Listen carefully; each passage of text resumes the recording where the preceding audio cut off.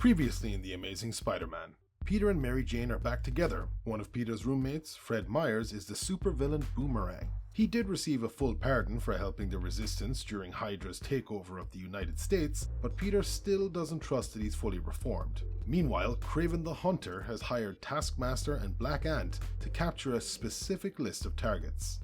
The Vulture is chasing down a lackey of his, Doug, who ripped him off. As Toomes prepares to drop Doug, a stain on his t-shirt begins to speak and claims to be a symbiote. While initially taken aback, Vulture refocuses and drops Doug. Black Ant then springs forth and punches Vulture before Taskmaster hits him with an electrified net. With this target captured, they move on down the list. Peter and Mary Jane are trying to enjoy some alone time, but Fred is lurking around the apartment. Peter tries to get rid of him, but he insists he's got chores to do. Mary Jane says he seems nice, but Peter isn't convinced and plants a spider tracer on Fred so he can see what he's up to.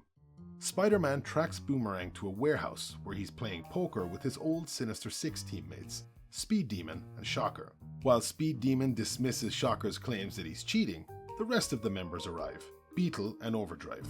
Despite being called the Sinister Six, they only ever had 5 members. Overdrive tries to bring up a potential heist, but Boomerang reminds everyone that there's no talking business during poker night. Beetle and Overdrive join the game, and they all have a merry old time. Speed Demon was cheating, by the way. Peter is complaining to Randy about Fred. Randy doesn't get what Peter's problem is and sticks up for Fred. He even goes as far as to call him a war hero. Peter isn't budging on how he feels when Fred walks in looking to borrow quarters so he can take care of the rank towels in the bathroom. He notices Peter and Randy seem tense, so he tries to lighten the mood with one of his Spider-Man stories. Fred doesn't get far into the story when Peter corrects him on the details.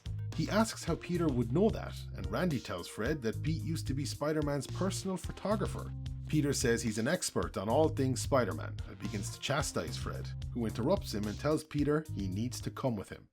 An hour later, Fred, now in his costume, has brought Peter to an undisclosed location. Boomerang explains that he's only in costume because it's a rule for where they're going. He won't give Pete any more details, but tells him he'll cover his share of the utilities if he does this one thing for him. Boomerang has brought Peter to the bar with no name, a villain's only bar where they can go to unwind and no fighting is permitted. He tells its patrons that Peter is a villain called the Liar. Electro is there and she's still sour about Boomerang running out on her after their last job together. Things start to get a bit heated, but they're reminded no fighting is allowed inside the bar. Electro backs off, but not before warning the Liar to watch his back around Boomerang. Pete's had enough and goes to leave, but his reason for being here is revealed before he can. It's Spider-Man Trivia Night at the bar with no name. There's serious cash prizes up for grabs thanks to their sponsor, Kingsley Limited. Pete wants no part in this, despite Fred telling him he'll make a few months' rent and Fred will get bragging rights for life. He's about to turn Fred down when he overhears some of the patrons discussing an upcoming job. The chance to be able to stop this crime from happening, coupled with how easy he's going to find these questions, Pete can't help but stay. Needless to say, he absolutely kills it. Boomerang is using the bathroom when he gets a call from the office of Mayor Fisk, using a line they set up specifically for Fred to use when he was ready to send his terms. The caller starts to threaten Boomerang, but he cuts them off, saying by being patient and not just killing him, they've shown just how desperate they are, and his price just doubled before dropping Peter's phone in the urinal. Meanwhile, Peter is one answer away from a perfect score. The sudden death double or nothing elimination question is about the first Spider-Mobile. The question is, who hired Spider-Man to drive the Spider-Mobile? Peter's cut off halfway through his answer by the living brain, but Pete says he's not finished. With the answer correct, the Liar is crowned the bar with no name's newest trivia champion. Mayor Fisk is not happy with Boomerang. He tells his aide to inform everyone at the bar with no name that the Kingpin wants Boomerang's head on a plate. First one to deliver it scores the prize. Whatever the prize Fisk is offering makes every villain at the bar forget the establishment's golden rule. Boomerang and Peter are pinned down until Fred uses a sonic boomerang to give them some breathing room. He disarms Steeplejack and gives his gun to Pete. Fred tells him it's just like the gun in Call of Duty Latveria, and they manage to gain some ground.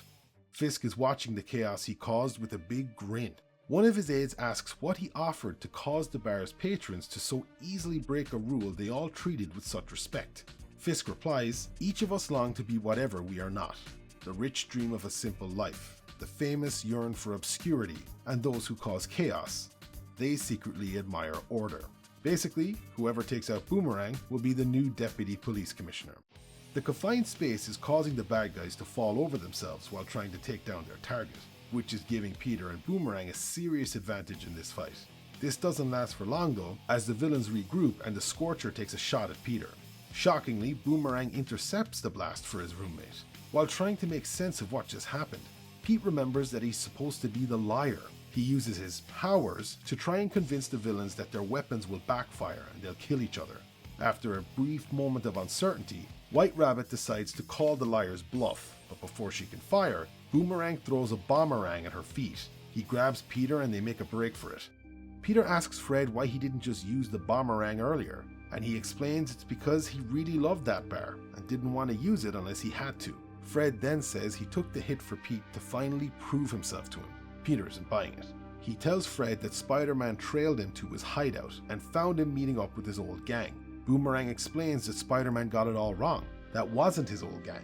They were life model decoys he bought from the Tinkerer. He feels guilty about how he betrayed them when, as their leader, he should have been looking out for them. And after everything that went down, he didn't have a single friend left. But when he moved in with Peter and Randy, they seemed cool. Two guys less attractive than him who could really make him look good when they all go out.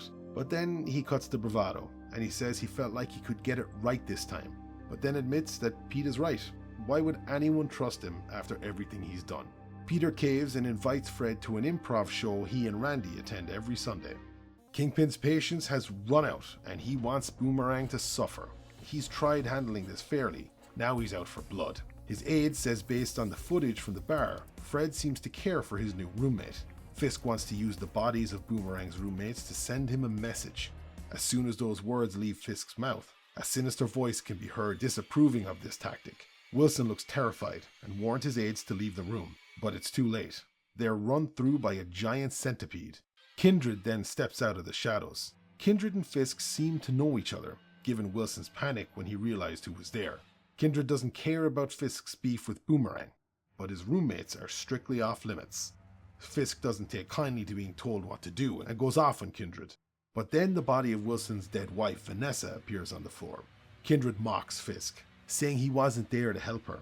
Wilson knows that he wasn't, but Kindred could have fixed everything if he'd accepted what Fisk offered him. Kindred knows what Fisk is up to, his grand scheme to put back together what he broke, and he's willing to help him on one condition.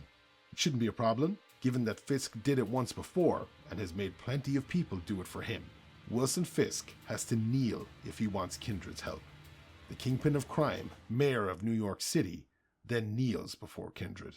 And that was what went down in issues 6 and 7 of Amazing Spider-Man Volume 5, A Trivial Pursuit. It works as kind of an epilogue to Spencer's Superior Foes of Spider-Man run.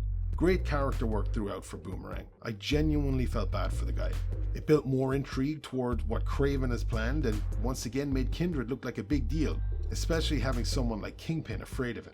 Make sure to tune in next week when I look at what happened in issues 8, 9, and 10, the heist story arc. Will we find out what Kraven's plan is? Will Kindred make his presence felt again? And what exactly is the Black Cat so angry about?